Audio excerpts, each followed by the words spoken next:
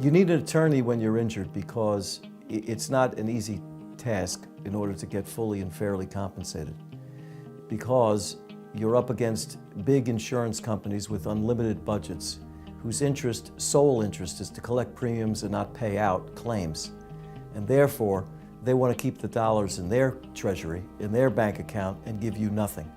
And so if you're unrepresented, if you think that you're going to go it alone and make the best of it because you hope that you'll be treated fairly, you're going to be sincerely disappointed, shortchanged, and your life is going to get ruined for a second time. From the very moment that you get injured through the fault of somebody else, the other side has a representative whose only job it is, and that is the insurance company.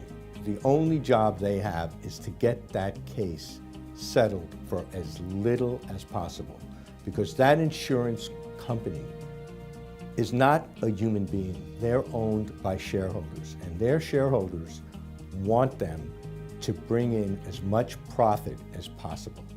And one way for them to have a higher profit is to pay out to people who are hurt as little as possible. I got into the personal injury field because it was an opportunity to help people that needed help. Here you have people who are injured through the wrongdoing of other people. They didn't do anything wrong. They didn't cause their injuries. They have nowhere to turn. They're up against a powerful adversary, an insurance company, who is determined not to pay them any money. And it's rewarding to me to be able to put my arms around that person and act as their protector, act as their advocate, and go and get them the full compensation that they need to make them whole. I knew I wanted to be a lawyer because I believed in the justice system, and I believed that I could even the scales and aggressively advocate on behalf of the little guy.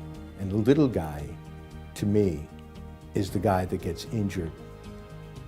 Could be a large injury or profound injury, but an injury that they suffered that they didn't have to suffer if somebody just wasn't careless.